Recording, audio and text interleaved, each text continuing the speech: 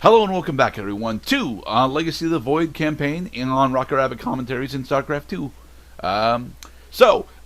After for Aiur, we get yet more cutscenes because this campaign has got a major cutscene pretty much after every fucking level. I like Zeratul's cloak; it is very tattered. It seems the end war you warned of has begun. Tell me, old friend, what is it you have learned? I have learned that Meatloaf is dead, and I am sad about it.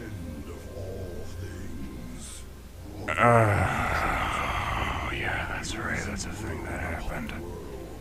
In the darkness, lording over them, a shadowy form. Not Meatloaf. Yet, you spoke of a way to stand against him. This vision was a benevolent one, as if an ancient voice called out from beyond. Did he scream that out of hell at you, Mr. Zeratul? Like a bat out of hell, I'll be gone before the morning comes.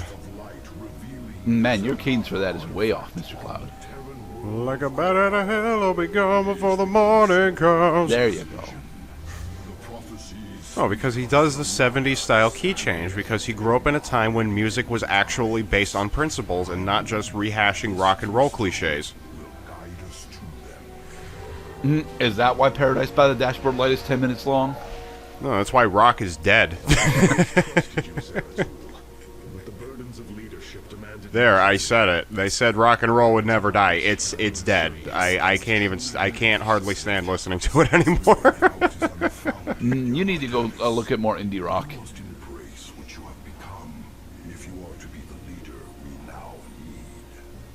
You see, rock predicates on repetition, as Zeratul has found out, is that no, we must go to classical roots in order to defeat our enemies. When you return, the Templar will be ready. Entaro Tassadar, old friend. Entaro Artanis, brother. I like that gesture a lot. Artanis' big story arc throughout most of the campaign is the fact that he doesn't feel ready for leadership, despite the fact that he has already led a successful invasion of Aiur. The fact that the invasion fails is not actually his fault. So, In the battles ahead, may Tassadar's shadow hide you, my friend. all right. So, you ready for the last time that we get to play as Zeratul? You mean the only time when one of the only times we're gonna be going up against James Raynor? Nope, we're not going against James Raynor this part. Our Void Seeker got shattered, so Zeratul is stuck on planet now. The Zerg in this area should have been eradicated. Stalkers, hurry to the nexus point nearby and warn our brethren. I must investigate this further. And there we go. Zeratul is gone for the rest of the campaign. Okay. Now, ditching Zeratul for the campaign honestly does make sense because of the thematic narrative that's going on throughout a majority of Legacy of the Void. The old Protoss way of doing things is no longer efficient enough in order to survive the current galactic conflict. So Zeratul and his principles are something that we have to slowly and begrudgingly let go of. They don't really do that directly is the thing, though. We end up losing Zeratul because of, well, things. Hey, Celendis. He dramatically went down the stairs and never came up again. Your kind cannot disappear from the Kala unless your nerve cords are severed. Then the impossible has happened. I can no Oh longer shit! sense Artanis is There is gone. only a void in the Kala where he should be. The shadow moves against us, Executor. Artanis is in grave peril. Very grave peril. You must raise an army and find him. My Phase-Smith Karax will help you re-establish this nexus point. Zeratul, save Artanis. We don't get to meet Karax in this part. We'll open next part with meeting him. Let's craft. Dark Prelate Zeratul. There is Karax. Okay. But Carrot does actually have an in-game model. We will get to see it a bit later, like much later. So this mission is also much more about the narrative than it is about the gameplay. We don't honestly know what the fuck is going on, and it is our job to figure out what the fuck is going on. Now, with the amount of stalkers that are available on the mission, you can in fact finish this mission just using them. But they want you to build up enough of an army to steamroll through the final two fights. From these gateways now. Yeah, but I don't need to, Carrot, 'cause I've got 6 stalkers already. I just gotta actually go and find the minerals around the map in order to, well, make sure that they stay healthy. This call may be monitored for quality assurance purposes. My name is Carax. How can I help you today? Well, you can assist me by warping in some photon cannons. I'd like those at my base, please. Excellent. You should train additional warriors to deal with larger enemy threats.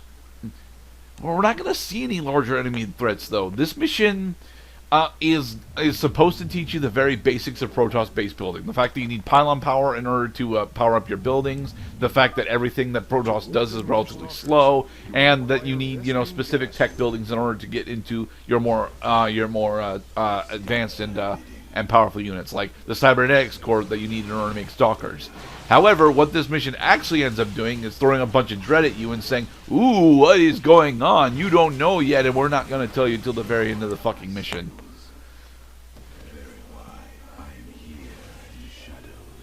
I am here in the shadows. What was that noise? What was that? Oh, hamburgers. And click, click. All right, now bring our 8 stalkers since we made 2 more. 3 probes to harvest at maximum efficiency. So this mission so far is quiet enough that the mystery that has made itself known as early as the first confusion among the lieutenants in the Protoss army that communications have been severed will give a chance for a feeling of dread and apprehension to slow down our very familiar StarCraft 2 base building. Only a little bit, to be perfectly honest. The Protoss, Zerg, and Terran don't honestly need a comms up in order to be successful at base building. I don't need any probes on assimilators. I just need to go find more Vespane spots around the map.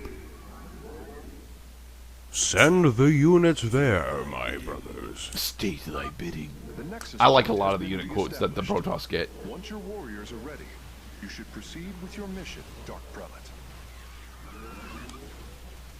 Yep. Now that we have 10 stalkers, one of the things that this mission wants you to do is actually train a full 10 stalkers. But like, you don't need to. You start with 3. You find 3 on the first void pylon, and if you bother to find the other 2 void pylons, you get an additional 2 each from those. So like, the mission gives you like 11 stalkers, to be perfectly honest. And there's very little reason to actually build the additional stalkers unless you're trying to defend your home from the inconsistent Zergling attack waves. The thing is, the inconsistent Zergling attack waves can just get stumped by your stalker forces that are already out on the map. It's not like before where you got the army of death walking around. They could attack you where you are still vulnerable. Well, that's what they're trying to do here, but they're not being very successful at it. And blink backwards. Thank you. There we go. Do these buildings actually... Yeah, these buildings actually do spawn broodlings when they die. So... well, that one didn't. The heck? Maybe it's just the hatchery that does. I do recall that these do actually spawn broodlings when they die, eventually. Careful now. Everybody focus on one target at a time. We don't need to focus on things. We have enough stalkers. We have enough stalkers to just jog through this mission. Oh. Well, that was easy. But again, our mission is not actually to destroy this place. There's the broodlings. Yeah, the core buildings. The core buildings end up spawning broodlings when they die. So, if you are particularly good with micromanaging stalkers, your stalkers should have no problem going through this mission. I am not good with my stalkers, as I'm showing off here. Lee, leave me alone. He didn't leave him alone. He did not.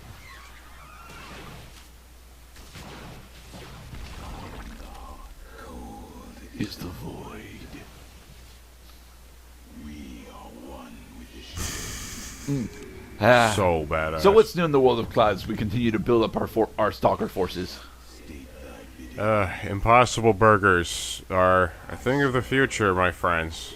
You should try to eat your plant-based foods as a regular part of your diet. Why? So that it will bring in even more plant-based foods, and so on.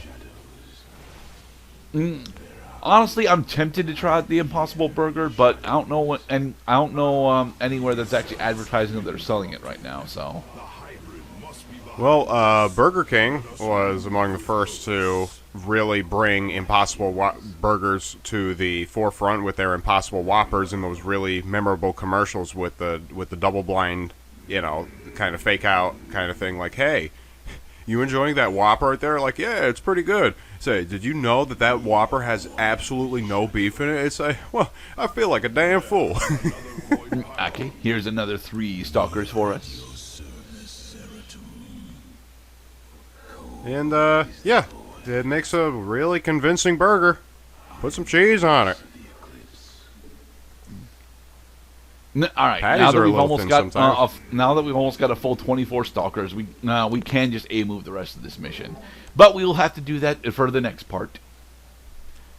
Yes. Next time on Dragon Ball Z. Or rather, next time on Legacy of the Void, because Dragon Ball Z is it's not as good an anime. I said it. Be safe, everybody.